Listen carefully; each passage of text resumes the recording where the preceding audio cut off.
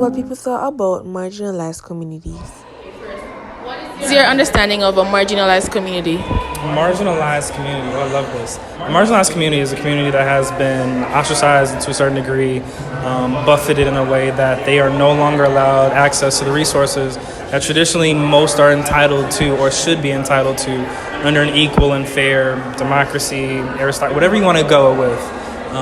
So, example, African Americans within most contexts are marginalized, pushed to places like ghettos, not given fair treatment, not given good resources and income. So things like A marginalized community would be someone that, let's see a synonym for it. A synonym for marginalized would be groups of people that are sometimes oppressed. So when I think marginalized, I'm thinking people of color. I'm thinking it can be women, it could be immigrants. Generally people from the LGBTQ community, people that are not in the majority of a community. So basically just a community that doesn't get as much funds and resources as other communities. Your understanding of a marginalized community? Marginalized community, I feel, has same similarities in terms of gentrification, where they want to keep a certain type of body of community or a nation in a certain type of community. So I represent the African diaspora, so I feel like I'm marginalized in neighborhoods that only appeal to me and appeal to my culture in terms of what the government portrays. Marginalized communities tend to have people who are homeless, they live on the street, people in poverty, racialized people, indigenous people, newcomers, refugees, people who have no shelter, living on the streets and they're suffering. Now we'll talk about racialized communities.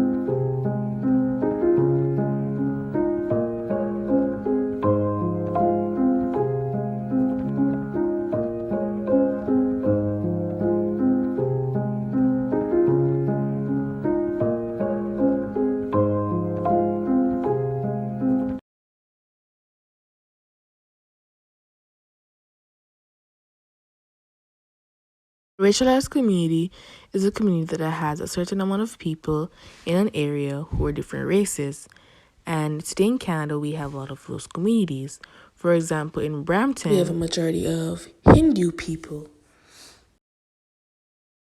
In Jane and Finch, we have a majority of Black people. In Woodbridge, there's a majority of Italians. In Markham, there's a majority of Chinese people. In Rexdale, there's a majority of Somali. This is what people thought about racialized communities. Racialized communities as well.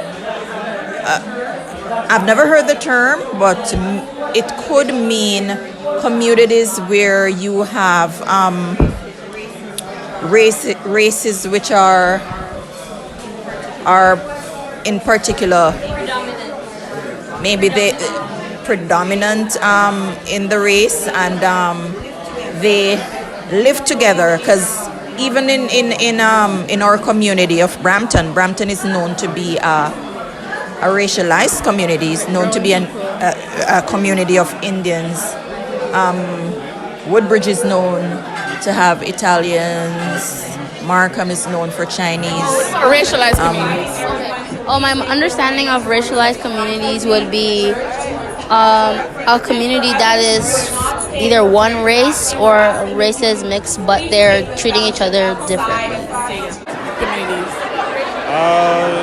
Racialized community, I guess, depends what that means, but that just means it's a community with various racial groups, and they may be experiencing different things because of their race, good or bad. In Canada, 1 in 5 racialized families live in poverty compared to the non-racialized people. Racialized women earn an average of 32% less when working in any workplace. Youth who end up experiencing homelessness are more likely to belong to a marginalized and discriminated against group in terms of race, ethnicity, gender, and sexuality. 28.2% of those experiencing homelessness are members of racialized groups compared to the Canadian average of 19.1%. Indigenous peoples make up to only 4.3% of the overall Canadian population but comprise 30.6% of the youth homelessness population.